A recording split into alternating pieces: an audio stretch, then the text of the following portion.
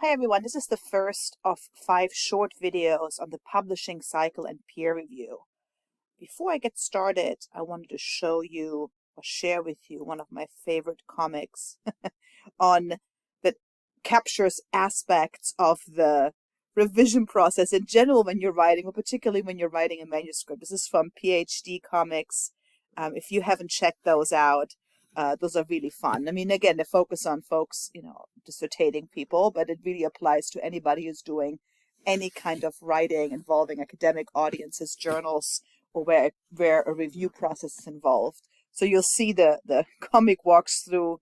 You have this final document, and then, of course, there's a second revision, and then there is, at some point here in the middle, revision 6, revision 8, comments number 5, corrections, and people come up. And what I love about this is the creative names or the add-ons to the file names. That's how I try to be very organized around these, and usually halfway through the process, I just go with the flow.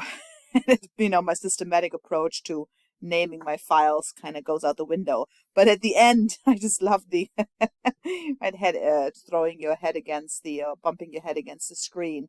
Right? Why did I come to grad school? It can really feel very frustrating as you're revising and reviews. You get feedback from reviewers, which one of the videos will particularly focus on. But I just felt that this final comic strip here really captured well the process of the revision that goes into producing academically and scientifically published work. And this is across disciplines, not just within STEM, science, technology, engineering, mathematics, and medication, but really across all academic disciplines. All right, let's go to the next slide. So, quick overview. This first video will focus on how to approach selecting a journal for publication. There's some other videos that I've shared with you already earlier in this class, and I've added to our supplemental course material. So this is my approach, and based on the work I have done in academia, as well as my work with lots of writers over the years. So I'm trying to get all the aspects in there, and I'm going to walk you through that in just a moment. The other 4 videos, one will focus on predatory journals and publishers, which is related to journal selection. One will focus on authorship, one focus on peer review, and then really sort of a separate process related to peer review, how to address peer review feedback. And we'll have some hypothesis annotations this module as well that will look over some scenarios for all of these 5 areas and we can discuss those in greater detail this week. All right, let's focus on video number 1. Voila, here we go, journal selection. So lots of factors go into how to select a journal. The ranking of journals is really important, right? And that can actually, depending on what position you're in, let's say your tenure track in a faculty position, for your tenure file, in order to move from assistant to associate professor, you need to have published in certainly in journals ranked or with certain ranks. And what kinds of ranks are there, I will talk about in a moment in another slide. But some sort of hierarchy is involved here, right? And you might need higher ranking publications in higher ranking journals in order to progress either in your academic career or to apply for certain grants. So that's something that's not.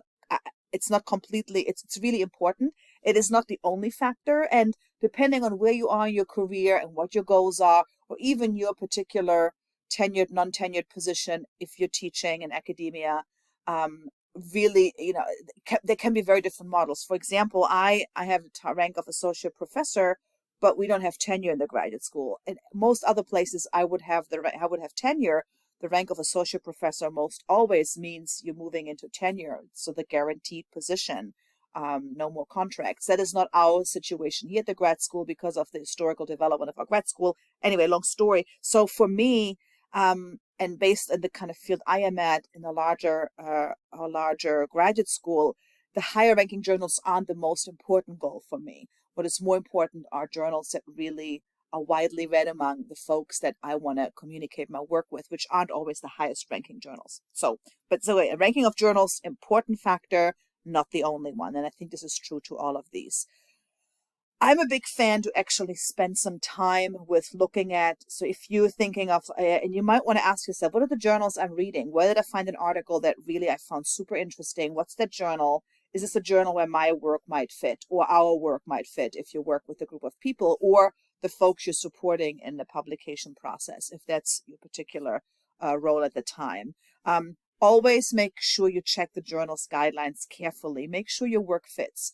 Don't submit an article to a journal that asks for, let's say, a particular sample size. Your sample size doesn't match it. That's a guaranteed desk rejection probably. And I'll talk about desk rejection versus other rejections a little in another video. But that's, that you're not going to get any far. And the guidelines and what journals are about, the journal guidelines can tell you a lot about what are some of the expectations, what is the focus of the journal, and so you can then determine if your work will fit in there.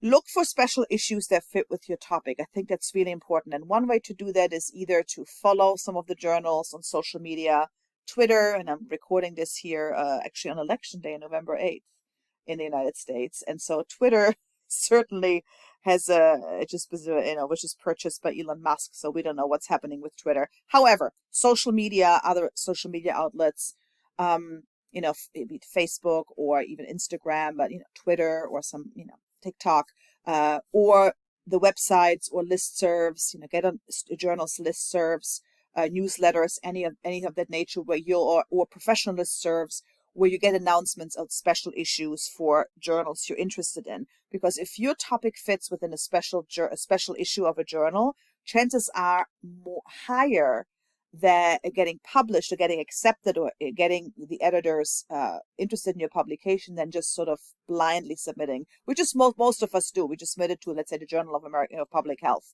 But if the Journal of Public Health has an issue on air quality and the effect on urban populations, as an example, and you work on, let's say, asthma-related things, you're investigating asthma and air quality connections. Not the greatest example, but you get what I'm going with.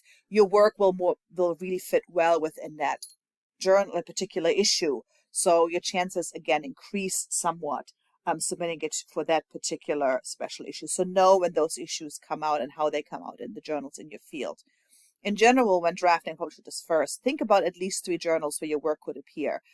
You will probably have to tailor introductions, discussions, maybe even results, depending on where you publish, depending on how much of a data set you have. If you're doing a larger study and you're publishing only aspects of your findings for a particular journal, you can manipulate. You can pick and choose, focus on certain aspects. But have in mind as you're writing and drafting, know which journals you're targeting. And I would always suggest sort of have a hierarchical list, like top, dream journal, second tier dream journal, third tier, or even 4th and 5th. But of course, you will have to know what those journals are, and I'll give you some suggestions on how to look at it as well. So as I said, tailor your article to the journal. Sorry about this. I'm going to go to the next slide in a second. The other thing I didn't put on here, but I think it's really important, is talk to your team if you're working in a team. Talk to colleagues, mentors. I'm one of those people, even though I might not be very familiar with your field, most likely I won't, but I'm always a sounding board. But talk to other folks who are publishing, who are in academia, who are doing this kind of work, where they publish their work, where they have published their work, where they're planning on publishing, where their students, colleagues are publishing, and sort of get an idea of where that might fit. So that is an underrated. I don't see this advice being given a lot in like other videos and handouts I've seen from other places, but that is a critical part of figuring out where, how to select a journal. Talk to folks who are also doing this kind of work. So let me talk about journal impact factor. Sorry about this. My cat just jumped over me. He loves doing that. Something came up here. Hold on, folks. There we go. So what is the journal impact factor? Is something that can help you determine the ranking of journals. I've taken this from the Elsevier website on scientific publishing. It's actually a really interesting website. They walk you also through how to put together a research manuscript. Check it out. It's going to be added by the time you listen to this. It's going to be in their supplemental sections.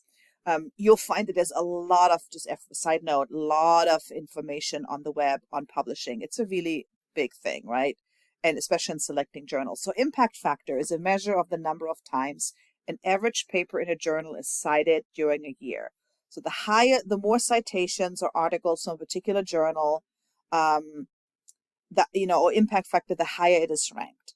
And so when you decide for this perfect journal for your paper, which I don't think exists, but for for a good journal for your paper, I would change it here personally. This metric is an excellent tool. I also think it's one of the tools to guide you through the process. Again, it depends on why